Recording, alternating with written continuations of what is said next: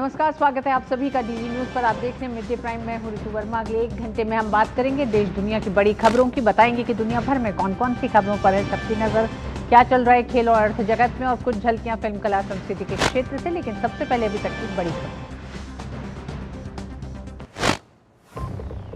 PM Modi ने 1 लाख करोड़ रुपए का आरडीआई फंड किया लॉन्च। प्राइवेट सेक्टर में इनोवेशन को मिलेगा बढ़ावा।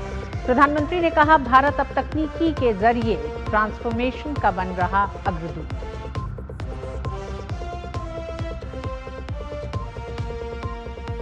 पहले चरण के चुनाव के लिए एनडीए ने झोंकी ताकत। प्रधानमंत्री मोदी की आज सहरसा और कटिहार में जनसभा। अमित शाह की 3 जनसभाएं। यूपी सीएम योगी आदित्यनाथ दरभंगा में गरजे। महागठबंधन पर जमकर किया प्रहार। महागठबंधन के नेताओं ने भी तेज किया प्रचार अभियान। प्रियंका गांधी और मल्लिकार्जुन खड़गे और तेजस्वी यादव की कई जनसभाएं और रैलियां।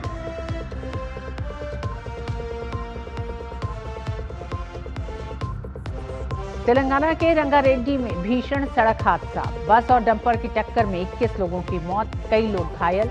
राष्ट्रपति और पीएम ने जताया दुख। पीड़ित परिवारों के लिए सहायता राशि की घोषणा।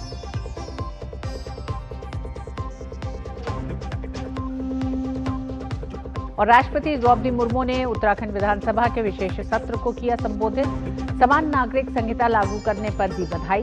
महिलाओं, राज्य आंदोलनकारियों और प्रदेश भर के लोगों का जताया आभार।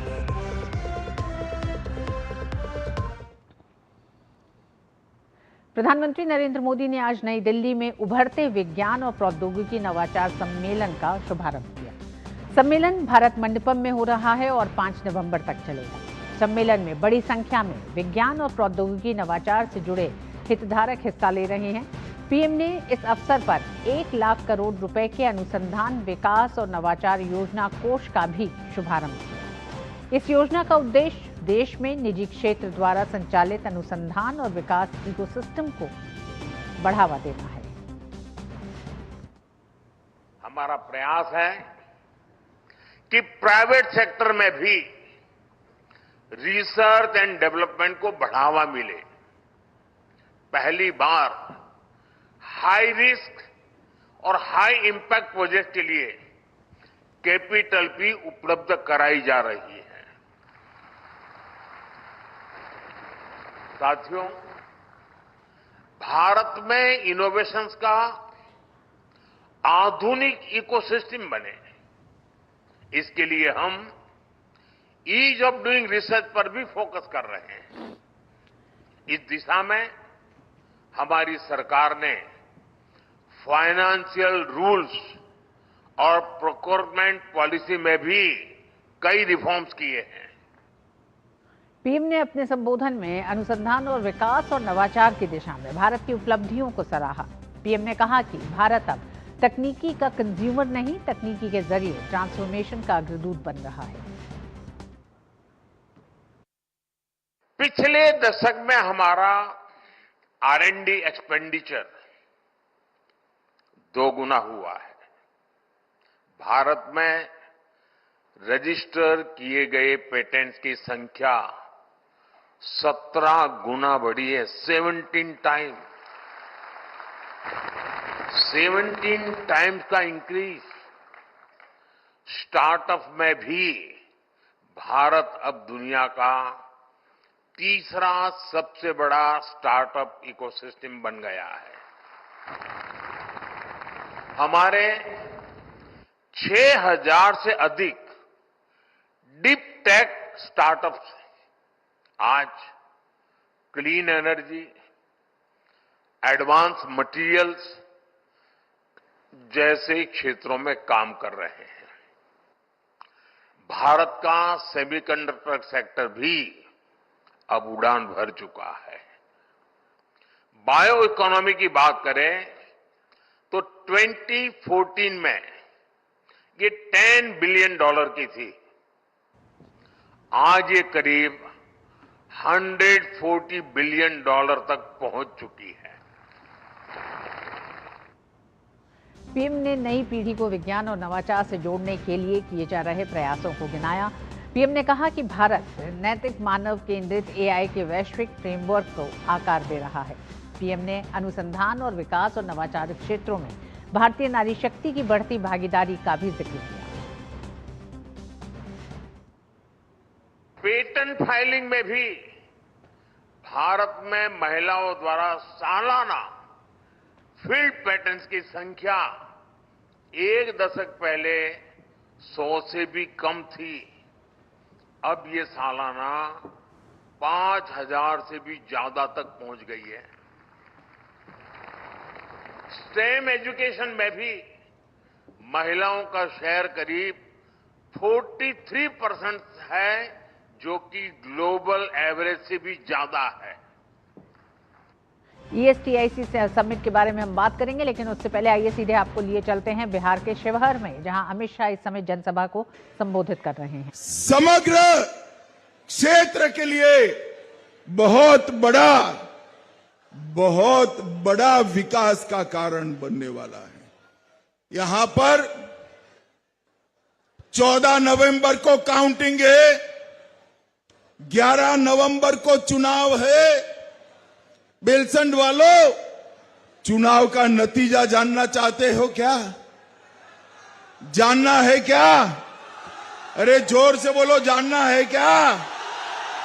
तो मेरी बात याद रखना, 14 नवंबर 8 बजे बैलेट बॉक्स खुलेंगे, मतपेटियां खुलेगी, 9 बजे मतदान शुरू होगा, मतगणना शुरू होगा और 1 बजते लालू राहुल की पार्टियों का सुपड़ा साफ होगा।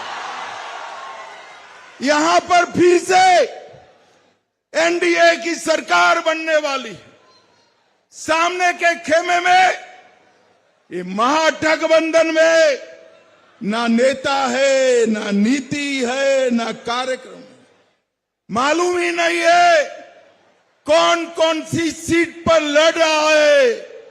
यहां पर सभी 243 सीटों पर एनडीए की 5 पार्टियां पांडव की भांति एक मुश्त होकर चुनाव लड़ रही है।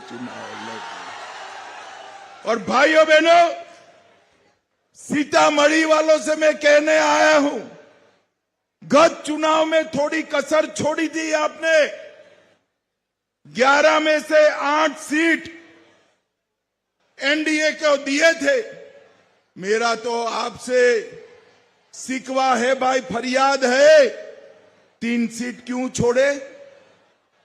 अब सीता मंदिर बनने वाला है, 11 की 11 सीटें इस वक्त एनडीए को जिताने का काम करना है। 11 की 11 हमने करोड़ों रुपए से कोसी मेची लिंक परियोजना शुरू की है, जो पूरे इस क्षेत्र को आगे बढ़ाएगी, किसानों का कल्याण करेगी। इसके साथ साथ 11,000 करोड़ रुपए से मिथिला कोसी के बाढ़ के शमन के लिए हमने व्यवस्था की है। हम सीतामढ़ी में सोनबरसा और नानपुर में 505 एकड़ भूमि में औद्योगिक पार्क लगा रहे हैं, जिससे हजारों की संख्या में हमारा युवाओं को नौकरी और रोजगारी मिलेगा। आज मैं बेलसंड वालों को बताना चाहता हूं, बेलसंड का आजादी के आंदोलन में बहुत बड़ा योगदान है। बेलसंड के 24 लोगों को काला पानी का सजा अंग्रेजों ने किया था। ये लालू एंड कंपनी कांग्रेस ने उसको भुला दिया। बेलसंड वालों, ये बेलसंड में वो 24 स्वतंत्रता सेनानियों का भव्य स्मारक हमारी एनडीए की सरकार बनाएगी। एनडीए की सरकार भाइयों बहनों, सीतामढ़ी आने वाले दिनों में मिथिलांचल पूरे देश और दुनिया में ज्ञान का केंद्र बनने वाला है। यहां पर लाखों की संख्या में घर घर में पांडुलिपियां पड़ी है, उसमें वेद, उपनिषद, खगोल शास्त्र, गणित, भूमिति, न जाने कितना ज्ञान बिखरा पड़ा है। हम पुनौरा धाम के मंदिर के साथ साथ मिथिलांचल के ज्ञान को केंद्रित करने वाला एक बहुत बड़ा ज्ञान का केंद्र भारत सरकार 500 करोड़ की लागत से बनाएगी, 500 करोड़ की लागत। और मिथिलांचल का बिखरा हुआ ज्ञान देश और दुनिया को आगे ले जाने का हम काम करेंगे। भाइयों बहनों, राहुल बाबा ने अभी छठी मैया का अपमान किया था। भाई, छठ मैया का अपमान करना चाहिए क्या? अरे जोर से बोलो, करना चाहिए। सीतामढ़ी की शिवहर विधानसभा में इस समय गृह मंत्री अमित शाह चुनावी रैली को संबोधित कर रहे थे, जहां उन्होंने बहुत साफ कहा कि महागठबंधन में अभी यही नहीं तय हो पा रहा है कि लड़ाई एनडीए से है या आपसी लड़ाई को सुलझा रहे हैं। साथ ही उन्होंने ये भी कहा सीतामढ़ी के लोगों से कि 2020 के चुनाव में सीतामढ़ी की 11 सीटों में से 8 सीटों पर एनडीए को बहुमत हासिल हुआ था। वो 3 सीटें भी जो छूट गई हैं वो इस चुनाव में उसे पूरा कर दें। साथ ही एनडीए के दौरान जितने काम हुए उन्हें भी इस मंच से अमित शाह ने जनता के बीच रखा। आइए एक बार फिर लौटते हैं वापस और बात करते हैं उस खबर की हम जिसमें प्रधानमंत्री ने emerging science technology and innovation conclave ESTIC के मंच से रिसर्च और डेवलपमेंट में भारत की प्रगति को दुनिया के सामने रखा। किस तरह से भारत R&D के क्षेत्र में आगे बढ़ रहा है। प्रधानमंत्री ने कहा कि भारत को इनोवेशन हब में बदलने की पॉलिसी का अब दिख रहा है असर। भारत का इनोवेशन और रिसर्च को लेकर लगातार सरकार का फोकस है। उन्होंने कहा कि भारत अब सिर्फ टेक्नोलॉजी का कंज्यूमर भर नहीं रहा है, भारत की भूमिका अब बदल गई। अब टेक्नोलॉजी से होने वाले बदलाव में ग्लोबल पायनियर है भारत आज की तारीख में। भारत हाई रिस्क और हाई इम्पैक्ट रिसर्च को अब सपोर्ट कर रहा है, बढ़ावा दे रहा है। तो R&D के क्षेत्र में जो संकुचित एक सोच भारत की थी, उस सोच से बाहर निकलते हुए भारत दुनिया का पहला और सबसे सफल डिजिटल पब्लिक इंफ्रास्ट्रक्चर वाला देश बना है। हम जानते हैं इसका एक तरह से बड़ा नमूना दिखाई दिया कोविड में, जब कोविड में भारत के पास दुनिया का सबसे बड़ा वैक्सीनेशन प्रोग्राम था और इस प्रोग्राम ने दुनिया के कई देशों को ऐसे संकट के समय मदद की।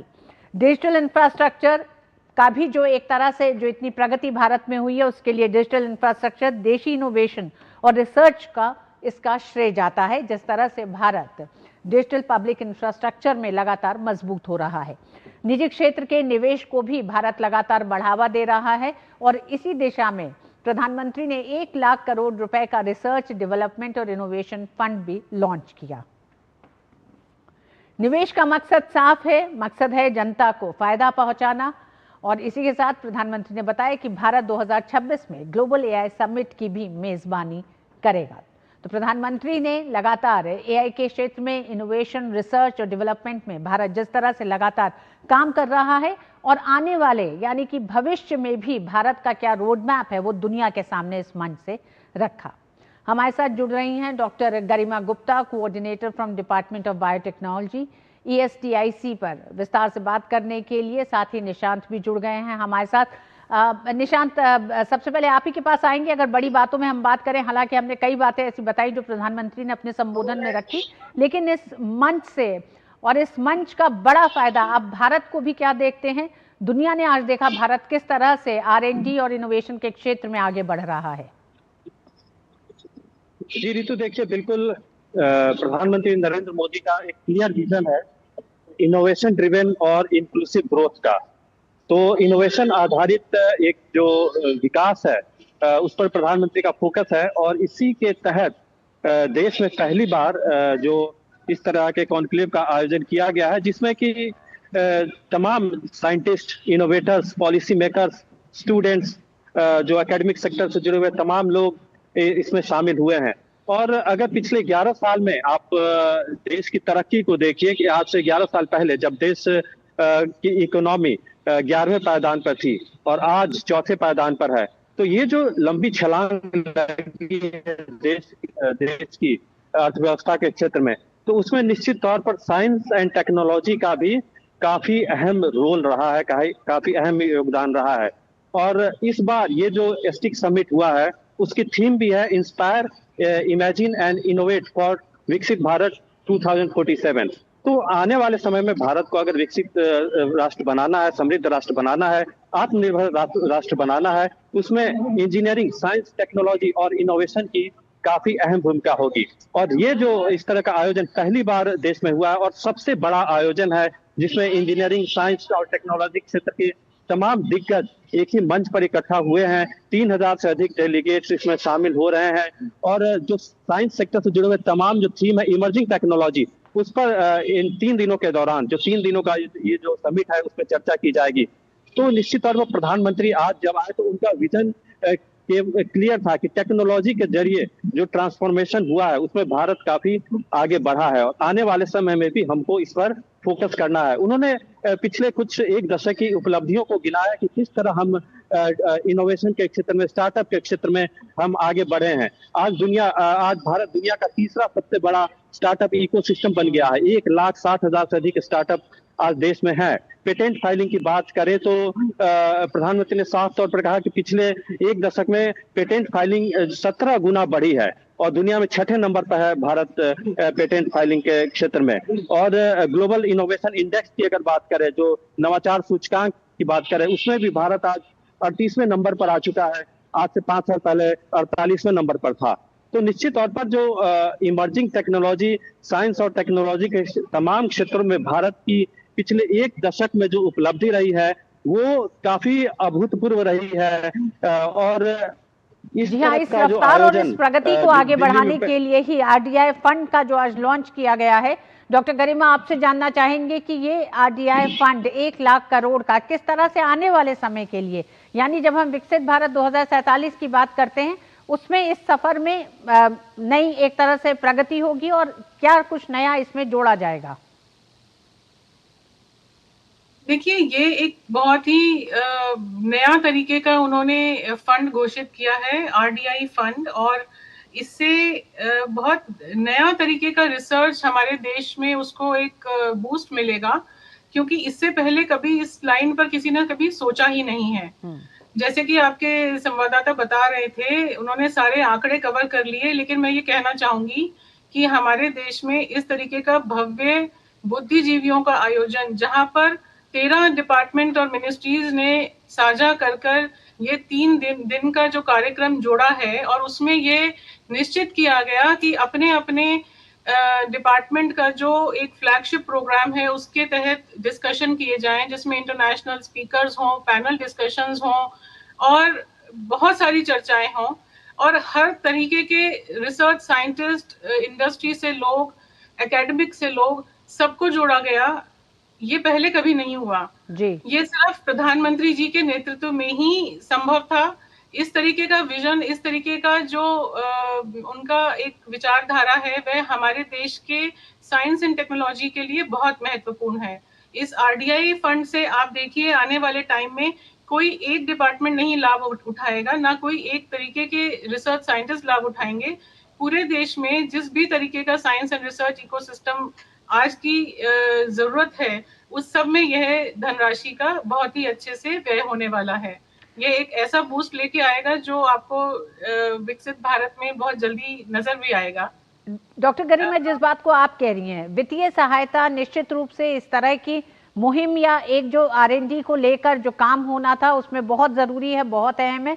आरडीआई में इतना फंड जारी करना ये एक बड़ी बात है, लेकिन क्या आपको लगता है कि रिसर्च और डेवलपमेंट को लेकर भारत में इस तरह की सोच भी नहीं थी, या फिर संकुचित सोच थी आरएनडी को लेकर, जो अब बदली है 10 साल में, उसके बड़े असर दिखाई दे रहे हैं, चाहे वो पॉलिसीज में बदलाव हो या फिर उस पूरी सोच में ही? क्योंकि हमने देखा है कि जब स्टार्टअप्स शुरुआत में जब नहीं भी चल पा रहे थे तो किस तरह से उन्हें इंक्यूबेशन सेंटर्स के साथ जोड़ा गया, एक पूरा एक इकोसिस्टम बनाने में एक लंबा समय लगा, तो उसके पीछे की उस सोच सबसे ज्यादा अहम हो जाती है। बिल्कुल सही कहा आपने। और इस सोच में आपको ये ध्यान मैं दिलाना चाहूंगी कि ये प्रधानमंत्री जी ही हैं जिन्होंने कहा जय विज्ञान जय अनुसंधान, क्योंकि समय के साथ जरूरत बदलती है। जय किसान और जय जवान हमने सुना, हमने समझा, हम सब शायद वही सुन के बड़े हुए, लेकिन आज की रिक्वायरमेंट ये 21वीं है। सदी में हमें जय विज्ञान की जरूरत है। जी जी बिल्कुल, जय अनुसंधान के अंदर ही ये जो आरडीआई फंड अब निकाला जा रहा है, इससे बहुत आपको आगे जो इम्पैक्ट दिखाई देगा वो ट्रिमेंडस होने वाला है। जी और कोई, जैसे मैंने कहा, कोई एक तरीके का, एक प्रकार का डिपार्टमेंट इसका लाभ नहीं उठाएगा। सारे ही मिनिस्ट्रीज जो साइंस के अंदर फॉल करते हैं, उनके सभी के रिसर्च साइंटिस्ट को बहुत इससे लाभ होने वाला है। जी डॉक्टर गरिमा, आपका भी बहुत बहुत धन्यवाद। निशांत, आपका भी धन्यवाद इस पूरे विषय पर चर्चा के लिए। धन्यवाद। और मीडिया प्राइम में वक्त एक छोटे से ब्रेक का, देखते रहिए डीडी न्यूज। मैं हूं देश का दिल, देश की धड़कन, गौरवशाली परंपरा, समृद्ध संस्कृति, अप्रतिम प्राकृतिक संपदा को सहेजे हुए स्थापना की 70वीं सीढ़ी पर सशक्त सक्षम नेतृत्व के साथ डॉक्टर मोहन यादव का अभ्युदय मध्य प्रदेश, अतुल्य मध्य प्रदेश। जन कल्याण के प्रगति पथ पर विकास के नित नए सोपान गढ़ते अलौकिकता से जगमग मध्य प्रदेश के स्थापना दिवस पर दिखेगी 1 से 3 नवंबर तक प्रदेश की समृद्ध संस्कृति की झलक, जिसमें ड्रोन शो, विश्ववंद, जुबिन नौटियाल, हंसराज रघुवंशी और स्नेहा शंकर की सांगीतिक प्रस्तुतियाँ एवं सम्राट विक्रमादित्य महानाट्य मंचन के साथ आकर्षक प्रदर्शनियों के आयोजन शामिल हैं। आइए हमारे अपने मध्य प्रदेश के 70वें स्थापना दिवस को धूमधाम से मनाएं। मेरा मध्य प्रदेश है।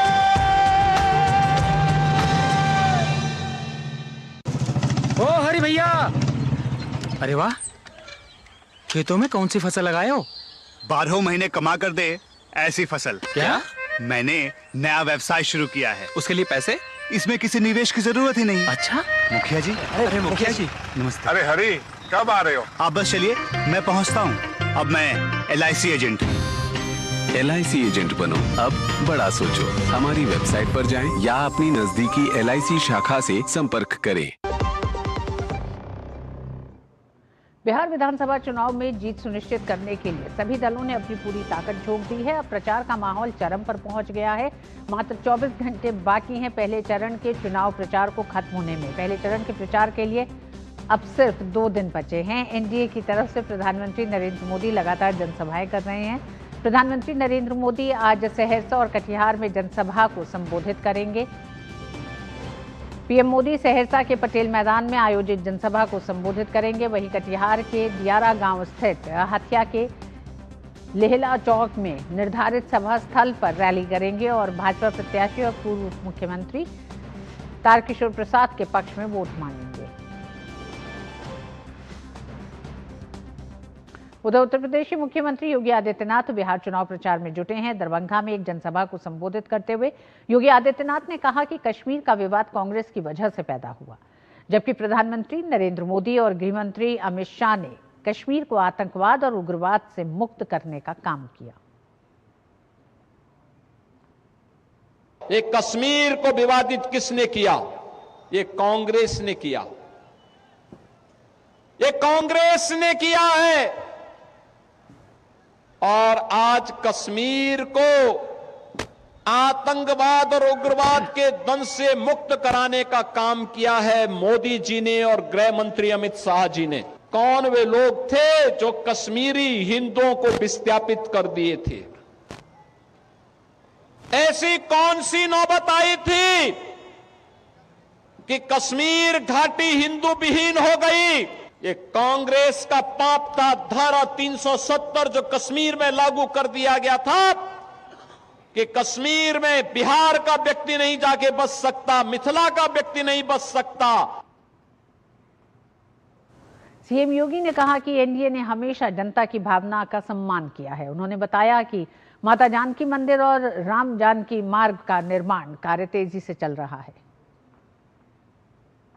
अच्छी सरकार चुनते हैं अच्छे परिणाम आते हैं। आपकी आस्था का भी सम्मान किया। मां जानकी का मंदिर यहां बन रहा है और उत्तर प्रदेश में भगवान रामलला का भव्य मंदिर का निर्माण हो गया है और अब दोनों को जोड़ने के लिए राम जानकी मार्ग का निर्माण का कार्य भी युद्ध स्तर पर आगे बढ़ चुका है।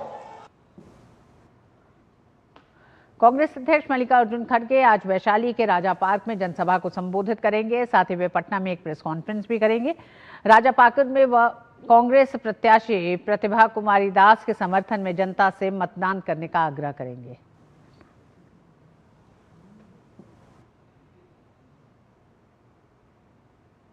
वहीं कांग्रेस नेता प्रियंका गांधी वाड्रा आज बिहार में 2 जनसभाओं को संबोधित करने के साथ ही रोड शो भी करेंगी। प्रियंका गांधी वाड्रा पहले मधेपुरा के सोनबरसा विधानसभा में कांग्रेस प्रत्याशी सरिता पासवान के समर्थन में जनसभा करेंगी। इसके बाद वह समस्तीपुर जिले की रोसड़ा विधानसभा क्षेत्र में कांग्रेस प्रत्याशी ब्रजकिशोर रवि के समर्थन में रोड शो करेंगी। कांग्रेस नेता का लखीसराय में पार्टी प्रत्याशी अमरेश कुमार के समर्थन में जनसभा को संबोधित करने का भी कार्यक्रम है। भाजपा के राष्ट्रीय प्रवक्ता सैयद शहनवाज हुसैन ने राहुल गांधी के बिहार में तालाब में उतरकर मछली पकड़ने को लेकर तंज कसा है। उन्होंने कहा कि इससे कुछ होने वाला नहीं है। बिहार में एनडीए की सरकार बन रही है। राहुल गांधी मछली मारते रहे, कुछ होने वाला नहीं है। पूरा बिहार प्रधानमंत्री नरेंद्र मोदी के साथ है। बिहार के अंदर माहौल बन गया है कि इस बार महागठबंधन का जो माई समीकरण था फेल हो गया है। बिहार के लोग, सब समाज के लोग मिलकर एनडीए को वोट दे रहे हैं। सबको पता लग गया है कि आएंगे मोदी जी, सरकार बनाएंगे मोदी जी, इसमें कोई शक नहीं है। आएगा एनडीए, नीतीश कुमार के नेतृत्व में सरकार बनाएगा एनडीए। भाजपा सांसद रवि किशन ने राहुल गांधी के मछली पकड़ने वाले वीडियो पर कहा है कि राहुल गांधी के हाथ कल जितनी मछली लगी है, उनकी पार्टी को उससे भी कम ही वोट मिलेंगे। उनके हाथ जितना मछली लगा उसे करीबन अगर उनके जितना भी मछली लगा है उससे कम ही, उनको बेसी कम ही वोट मिलेगा। कमाल है भाई, हमको तो सब, लेकिन अच्छा है। चलिए, वो अंदाज उनका स्विमिंग का सबको बहुत अच्छा लगा और बहुत अच्छा है। हम लोग वहां पर वोट। और बिहार चुनाव पर 2 साथी हमारे साथ जुड़ रहे हैं, अमरेंद्र सहरसा से और पटना से मधुरेश। अमरेंद्र, आप ही के पास सबसे पहले आते हैं। राहुल गांधी की तालाब में डुबकी और मछली पकड़ने को लेकर भारतीय जनता पार्टी हमलावर तो हो रही है, लेकिन कांग्रेस और आरजेडी जब इस समय पूरा प्रचार एक तरह से चरम पे है, मात्र 24 घंटे अब बाकी हैं पहले चरण के चुनाव प्रचार को खत्म होने में, ऐसे में ये जो एक पूरा स्टंट था, ये क्या कहता है? देखिए ऋतु, पहले तो मैं ये बता दूं कि जिस तरह से महागठबंधन लगातार एकजुटता की बात कर रही है, तो महागठबंधन का जो मनमुटाव है वो जग जाहिर है। सबसे पहले मैं आपको उदाहरण देता हूं कि अभी भी चुनाव के फर्स्ट फेज में सिर्फ 2 दिन बचे हैं और महागठबंधन 12 सीटों पर, बहुत गौर करने वाला आंकड़ा, 12 सीटों पर जो है अभी भी आमने सामने, जहां कहीं पर आरजेडी वर्सेस कांग्रेस या कांग्रेस वर्सेस वीआईपी या वीआईपी वर्सेस आरजेडी। तो ये बताता है कि महागठबंधन कितना एकजुट है और महागठबंधन कितनी तरह से अपनी बात को रख पा रहा है जनता के बीच में। और जिस तरह से बिहार की मैं बात करूं तो देखिए 243 सीटों का जो गणित है, इसके फर्स्ट फेज का जो वोटिंग है वो 2 दिन बाद होने वाला है, जिसमें 121 सीटों पर जनता जो है ईवीएम में प्रत्याशियों की किस्मत को कैद करेगी। और सबसे बड़ी बात मैं आपको बता दूं कि जो टोटल जो वोटर्स हैं इस समय बिहार में, वो 7,43,55,967 वोटर्स हैं। और जिसमें हमेशा से, अगर 20 साल में पिछले बिहार का अगर गणित देखें, तो महिला वोटर जो है एक साइलेंट वोटर के तौर पर रही है और हमेशा से एनडीए को उन्होंने पसंद किया। और जो महिला वोटर की संख्या इस समय बिहार में है 3,49,00,000। और इस समय जो जिस तरह से प्रधानमंत्री नरेंद्र मोदी का पूरे बिहार में दौरा है, तो खासकर महिलाओं के साथ युवा वोटरों की संख्या खासी अच्छी देखी जा रही है और युवा काफी आकर्षित हो रहा है, क्योंकि जिस तरह से प्रधानमंत्री बड़ी जो बिहार की तस्वीर दिखा रहे हैं, और 20 साल पहले जो बिहार की तस्वीर थी तो उसमें युवा कहीं ना कहीं इस बात को समझ रहा है कि क्या सही है और क्या गलत है। तो उसको लेके मैं आपको बता दूं कि जो यूथ वोटर है, जो 18 से 19 साल का है, उसकी संख्या तकरीबन 14 लाख है। तो ऐसे में ये एक बड़ा गणित माना जा सकता है कि इस बार का बिहार का टर्निंग पॉइंट कहीं ना कहीं यूथ वोटर और महिला वोटर के साथ है। अब मैं बात करता हूं कटिहार की। कटिहार देखिए बिहार का 10वां सबसे बड़ा शहर है और पूर्वी बिहार का ये कोसी नदी के तट पर और मिथिला का जो एक हिस्सा है वो यहाँ पर आता है। बंगाल और झारखंड का बॉर्डर लगता है और एक बहुत ही महत्वपूर्ण सीट है। और यहाँ पे कटिहार के प्रत्याशी की बात करूं तो तारकिशोर प्रसाद जो है भारतीय जनता पार्टी के दिग्गज नेता है, 4 बार के विधायक हैं, पूर्व उप मुख्यमंत्री रहे हैं, बिहार सरकार में मंत्री रहे हैं और उन्होंने जिस तरह से पिछले 20 सालों में कटिहार में डेवलपमेंट किया है, यानी कि पूरे बात करें कोसी सीमांचल और पूर्व बिहार में जिस तरह से डेवलपमेंट हुआ है वो अपने आप में कहीं ना कहीं काबिले तारीफ एक काम हो सकता है। क्योंकि कटिहार में आपने देखिए कि इससे पहले वाले चुनाव में देखिए तो माई समीकरण यानी कि मुस्लिम और यादव एक समीकरण था और सीमांचल का हिस्सा है क्योंकि मुस्लिम मतदाताओं की संख्या थी। लेकिन इस तरह से तारकेश्वर जी ने जिस तरह से काम किया है उससे जनता कहीं ना कहीं प्रभावित है। और ये कोसी मिथिला का जो बेल्ट है ये डेवलपमेंट के नाम पर प्रधानमंत्री नरेंद्र मोदी। बिल्कुल अमरेंद्र, इन तमाम विषयों पे बात करेंगे, लेकिन उससे पहले बिहार में प्रियंका गांधी सोनबरसा में इस समय जनसभा को संबोधित कर रही हैं। ये सीधे चलते हैं। में वो ठप क्यों हो गई? बताते नहीं है कि पेपर लीक क्यों हो रहा है आपका, कि जो ये नौजवान सारे यहाँ खड़े हैं, पढ़ते हैं, लिखते हैं, सालों ये संघर्ष करते हैं, पेपर देते हैं भर्ती के लिए और पेपर लीक हो जाता है, रद्द हो जाता है, कोई घोटाला हो जाता है, कोई पैसे ले रहा है उसमें से। ये नहीं बताते कि क्यों हो रहा है और उसको रोकने के लिए क्या करने जा रहे हैं। जो ये बड़े बड़े भाजपा के नेता हैं वो आपको सामाजिक न्याय की बात नहीं करेंगे आपके सामने। वो ये नहीं कहेंगे कि आपका हिस्सा, आपका हक आपको मिलना चाहिए। जो बड़े बड़े भाजपा के नेता हैं वो आपको ये नहीं बताएंगे कि बिहार में इतना भ्रष्टाचार क्यों हो रहा है, कितने घोटाले हो रहे हैं, कि जो पैसा आपकी स्कीमों के लिए, आपको आगे बढ़ाने के लिए, आपके विकास के लिए दिया जा रहा है, वो पैसा कोई खा रहा है, वो पैसा आपके पास पहुंच नहीं रहा है। ये बातें नहीं कर रहे हैं। मेरी बहनें यहाँ खड़ी हुई हैं, आपके संघर्ष को कौन पहचान रहा है? कौन पहचान रहा है? खेती में काम करती हो, घर के बाहर अगर जाती हो काम करने के लिए, घर आके भी काम करती हो, सोती नहीं हो जब तक बच्चों ने खाना खा लिया है, जब तक परिवार के सब सदस्यों ने कुछ खा लिया है, कभी कभी खाली पेट सो जाती हो, सुबह सबसे पहले उठती हो, इस समाज का पूरा बोझ तुम उठाती हो। परिवार की परवरिश, बच्चों की परवरिश, परिवार का देखभाल, बड़ों का देखभाल, छोटों का देखभाल, सब आप कर रही हो। कोई पूछने वाला है? किसी ने आपको कुछ दिया? अब चुनाव आ रहा है तो 10,000 रुपए दिए जा रहे हैं। ये 10,000 रुपए जो आज दिए जा रहे हैं।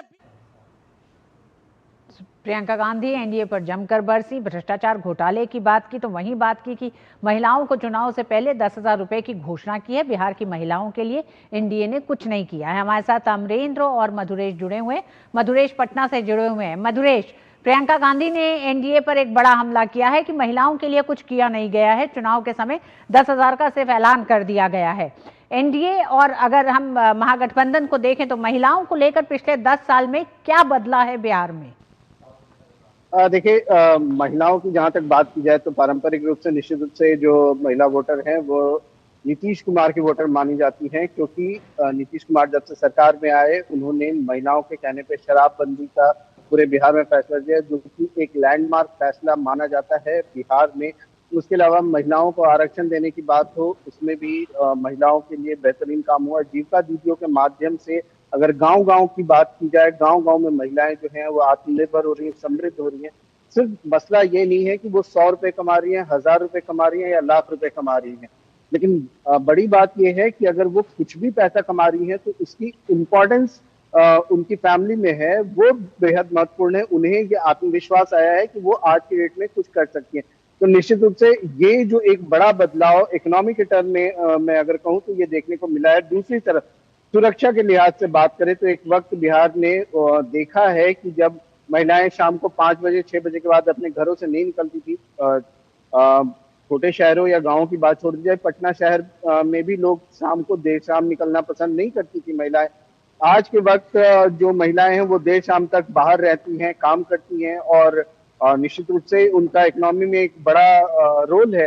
तो निश्चित रूप से पिछले जो 10 सालों की अगर हम बात करें महिलाओं को लेकर के बिहार में कई बड़े बदलाव देखने को मिले हैं। महिलाएं आत्मनिर्भर हुई हैं, चाहे नौकरी पेशे की बात हो या फिर पढ़ाई लिखाई के में भी नीतीश कुमार की बात की जाए, जो बच्चियां स्कूल बच्चों का जो ड्रॉप आउट रेट था स्कूल में काफी ज्यादा था, लेकिन पिछले 10 साल में ये ड्रॉप आउट रेट काफी सुधरा है। इसके पीछे एक जो बड़ी वजह मानी जाती है वो ये कि नीतीश कुमार ने लड़कियों को साइकिल मुहैया कराया जिस साइकिल से वो स्कूल जा सके। इसके साथ ही यूनिफॉर्म और उसके बाद स्टूडेंट क्रेडिट कार्ड, ये सारी जो चीजें हैं, ये जो लैंडमार्क चीजें हैं जो पिछले 10 साल बिहार में हुई हैं, ये काफी रिमार्केबल है। और यही कारण है कि बिहार में जो महिला वोटर हैं भले ही अभी शांत दिख रही हो, लेकिन पारंपरिक रूप से ये माना जाता है कि वो नीतीश कुमार के ही वोटर हैं। जी मधुरेश, मात्र 2 दिन रह गए पहले चरण के चुनाव खत्म होने में। हम देख रहे हैं एनडीए के तमाम स्टार प्रचारक और भारतीय जनता पार्टी के राज्यों के मुख्यमंत्री तक इस समय बिहार में मौजूद हैं। ऐसे में राहुल गांधी जब एक तालाब में कूदते हैं, मछली पकड़ते हैं, स्विमिंग करते हैं, रील बनाते हैं, तो क्या जनसभाओं में, रैलियों में मौजूद होकर उन तमाम बड़े मुद्दों पर एनडीए को घेरने के बजाय इस तरह की रील बनाना या स्टंट करना, ये क्या बताता है? बिहार आए हैं, वो एंजॉय कर रहे हैं, अच्छी बात है। ये कहीं ना कहीं बिहार की ब्रांडिंग है कि बिहार में इतना कुछ है करने के लिए, लेकिन खैर वो एक अलग चीज है। दूसरी तरफ अगर हम आए और पॉलिटिकल इश्यूज पे बात करें तो कहीं ना कहीं जो महागठबंधन के बीच की रार है, महागठबंधन के बीच में जो आपसी समझौता नहीं हो पा रहा है, ये एक बड़ा मसला है। क्योंकि तमाम कोशिशों के बाद भी प्रियंका गांधी भी बिहार आ रही हैं, राहुल गांधी भी बिहार आ रहे हैं, उसके बाद भी जो राजद का पूरा धड़ा है, चाहे तेजस्वी यादव टॉप में है और उसके नीचे का पूरा जो वर्टिकल है वो कहीं ना कहीं कांग्रेस के वर्टिकल से काफी अलग दिख रहा है। कोई भी साझा रोड शो या कोई साझा बड़ी सभा का आयोजन बड़े नेताओं के साथ में नहीं किया गया। ये कहीं ना कहीं दो के बीच में एक मैसेज दे रहा है कि किस तरीके से महागठबंधन में अभी भी जो फूट हुई थी या जो दरार पड़ी थी वो अशोक गहलोत उसको पूरी तरीके से पाट नहीं पाए। हालांकि अभी भी लगभग 8 से ज्यादा सीटें, लगभग 10 के आसपास ऐसी सीटें हैं जिसपे महागठबंधन के जो घटक दल हैं उनके बीच फ्रेंडली फाइट की स्थिति है। अब ऐसी स्थिति में जो बड़े स्टार प्रचारक हैं वो उन एरियाज में जाने से भी कतरा रहे हैं, क्योंकि जब वो अपनी ही पार्टी के एक व्यक्ति के लिए प्रचार करेंगे तो निश्चित रूप से दूसरे के लिए वो नहीं कर सकेंगे और ये बड़ी असमंजस की स्थिति होगी। ऐसे में जो बड़े स्टार प्रचारक हैं उन जगहों पर जाने से कतरा रहे हैं जहां पर फ्रेंडली फाइट की स्थिति बनी हुई है। जी मधुरेश, अंत में जनता किस तरह से दोनों ही गठबंधनों को देख रही है? क्योंकि राजनीतिक एक तरह से जो तमाम वादे किए जा रहे हैं उसको एक राजनीतिक स्थिरता की कसौटी पर भी नापा जाता है। तो बिहार जैसे राज्य में अगर हम पिछले 20-30 साल की बात करें तो एक राजनीतिक स्थिरता सबसे ज्यादा जरूरी है तमाम सरकारी कामकाजों के लिए, विकास के लिए। तो ऐसे में जनता किस तरह से देख रही है? अब देखिए, इसको थोड़ा सा एक स्टेप पीछे जाकर के समझना होगा। देखिए, जब चुनाव की घोषणा हुई, एनडीए ने सबसे पहले सीट शेयरिंग का फॉर्मूला तय किया। एनडीए में कुछ नाराजगी भी थी, अमित शाह आए और वो नाराजगी दूर हो गई और जहां जहां नाराजगी। मधुरेश, आपको रोकना चाहेंगे, आपसे सवाल पे जवाब लेंगे, लेकिन उससे पहले सीधे सहरसा चलेंगे जहां प्रधानमंत्री इस समय जनसभा को संबोधित कर रहे हैं। और नारी सम्मान से भी है। बिहार हमेशा से ही नारी शक्ति का सशक्त स्थान रहा है। माता सीता हो, देवी भारती हो, विदुषी गार्गी हो, ऐसे अनगिनत महिलाएं, माताएं हमारी प्रेरणाएं हैं। साथियों, नारी सशक्तिकरण की इस प्रेरक भूमि से मैं आज पूरे देश को महिला क्रिकेट विश्व कप की विजय पर बहुत बहुत बधाई देता हूं। कल मुंबई में भारत की बेटियों ने इतिहास रच दिया है। भारत ने पहली बार महिला क्रिकेट विश्व कप जीता है। पूरे 25 साल बाद दुनिया को नया विश्व विजेता मिला है और ये गौरव भारत की बेटियों ने पूरे देश को दिया है।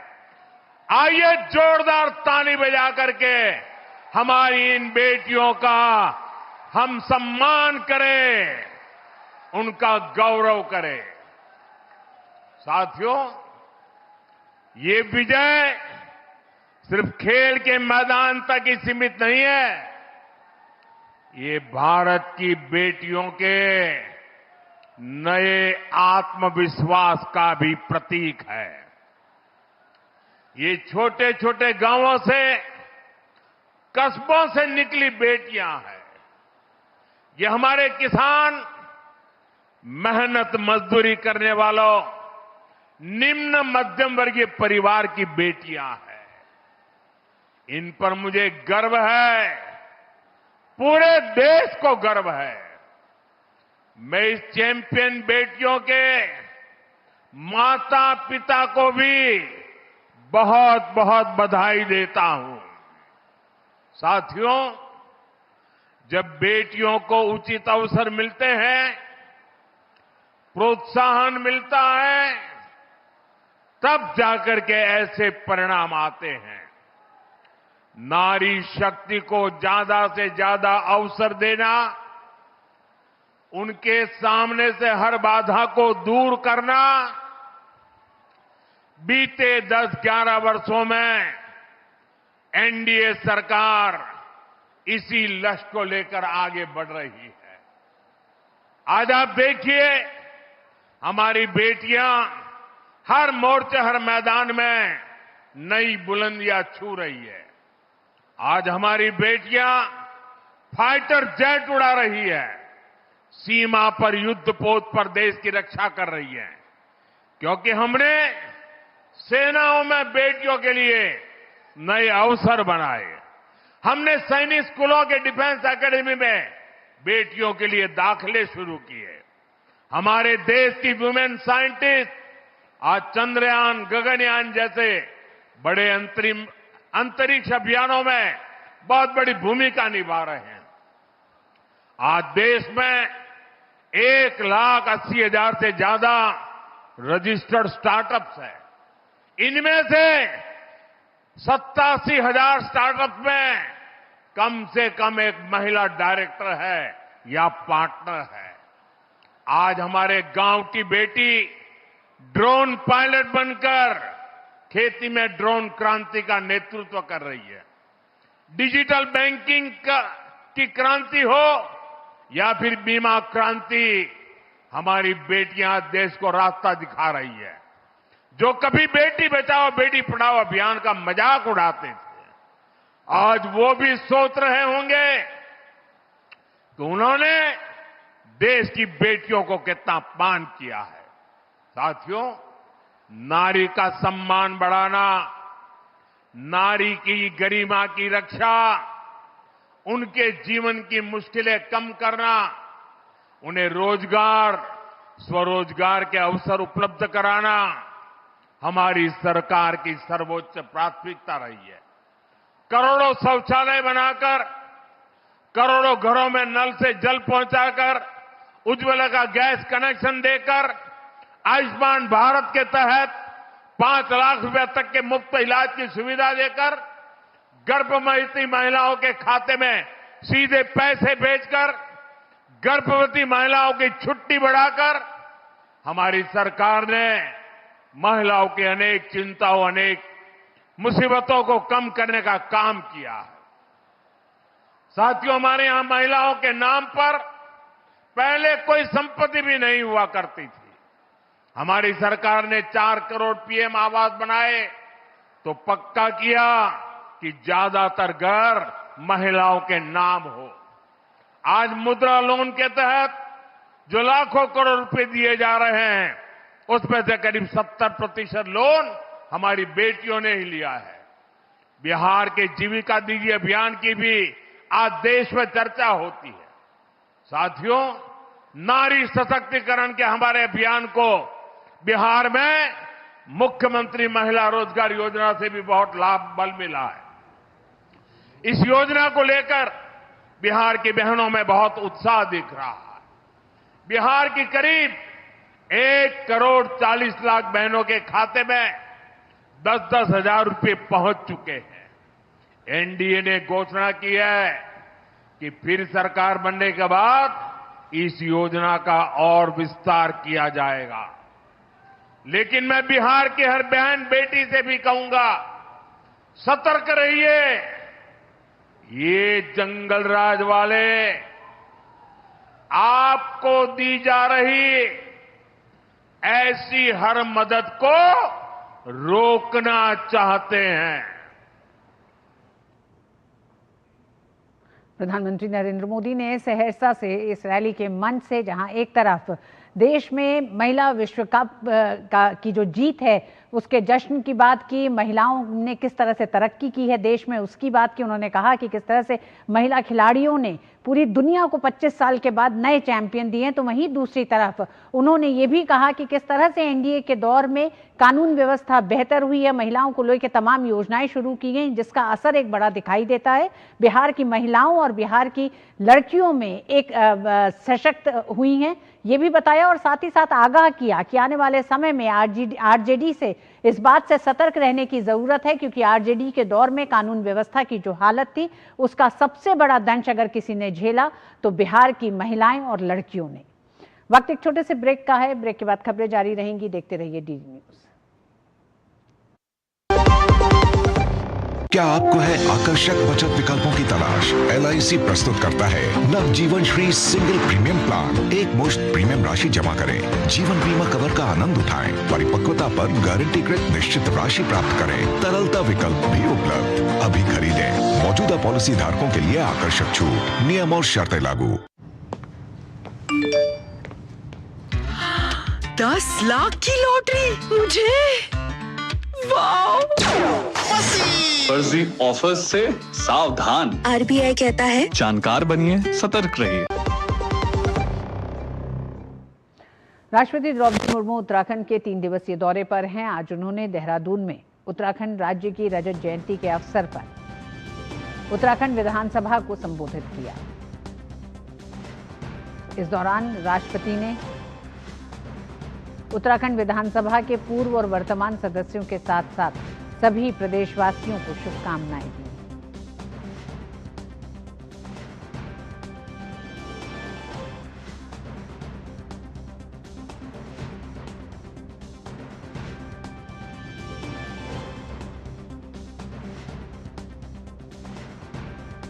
दिल्ली में विदेश मंत्री एस जयशंकर और बहरीन के विदेश मंत्री अब्दुल लतीफ बिन राशिद अल ज़यानी के बीच प्रतिनिधिमंडल स्तर की वार्ता।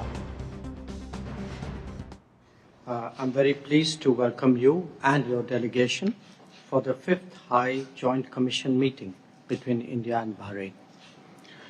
At the outset, let me take the opportunity to congratulate Bahrain for the successful conduct of the 21st Manama Dialogue, which I believe concluded yesterday. Yes, sir.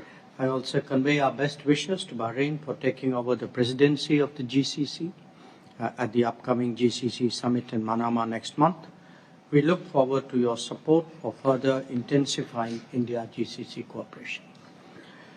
India and Bahrain share centuries-old ties of friendship, underpinned by trade linkages and strong people-to-people ties.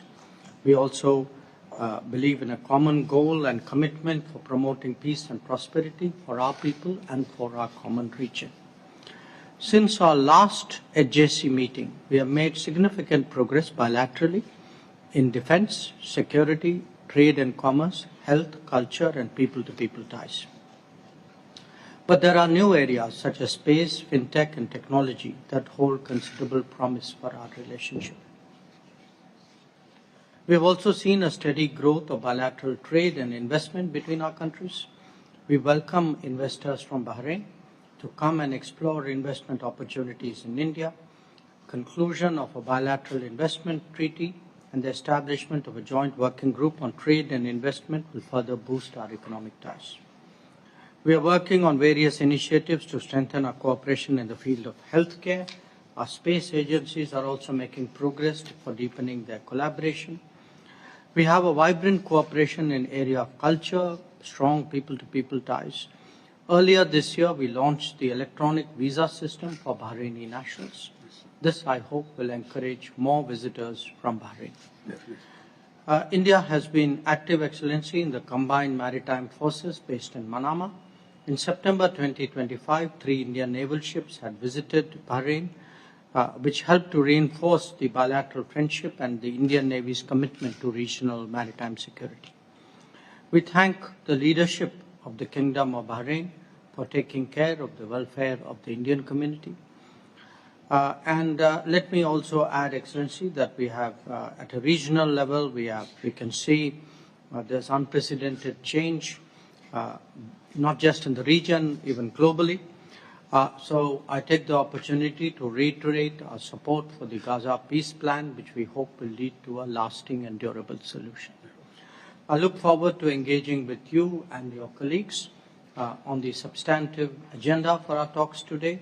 Excellency, may I now invite you to make your opening remarks. Thank you, Your Excellency, Dr. Jaishankar, distinguished participants. It is with great pleasure that I co-chair this 5th meeting of the High Joint Commission between the Kingdom of Bahrain and the Republic of India.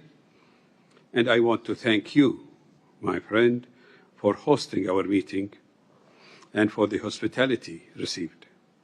I also wish to acknowledge the diligent efforts from both sides in preparing for today's discussion.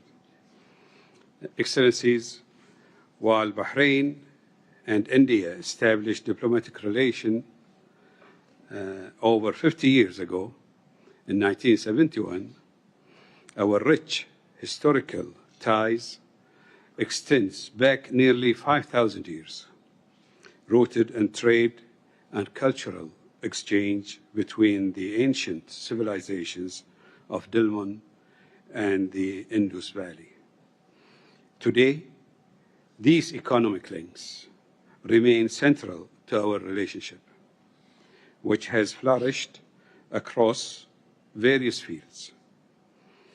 India continues to be one of Bahrain's primary trading partners, and both our nations recognize that economic cooperation and interdependence are essential for promoting peace, stability, and shared prosperity. We aspire to enhance greater connectivity between India and our broader region, a goal that is contingent upon achieving lasting and sustainable peace in the Middle East. Our vision for the region is built on dialogue, coexistence, and mutual respect, values demonstrated daily by the vibrant Indian community in Bahrain and the deep friendship shared between our nations. The recent adoption of the peace plan for Gaza presents a unique opportunity to advance this vision. We urge all parties to exercise restraint, uphold the ceasefire, and fully meet their obligations. Promoting regional peace will be a key priority for Bahrain during its upcoming 2-year term on the United Nations Security Council. In conclusion, and in alignment with the high-level commitment from our leadership to this significant partnership, I would like to emphasize Bahrain's dedication to deepening our relationship with the Republic of India. I look forward to productive discussions that yield tangible outcomes and further enhance our bilateral cooperation. I am confident that our relations will continue to grow, expand, and thrive across all levels in the years to come. Thank you. Bahrain के विदेश मंत्री और विदेश मंत्री S Jaishankar के बीच प्रतिनिधिमंडल स्तर की बातचीत हुई है। बहरीन के विदेश मंत्री भारत के दौरे पर हैं। मिड डे प्राइम में आज बस इतना ही। मुझे दीजिए अनुमति। नमस्कार।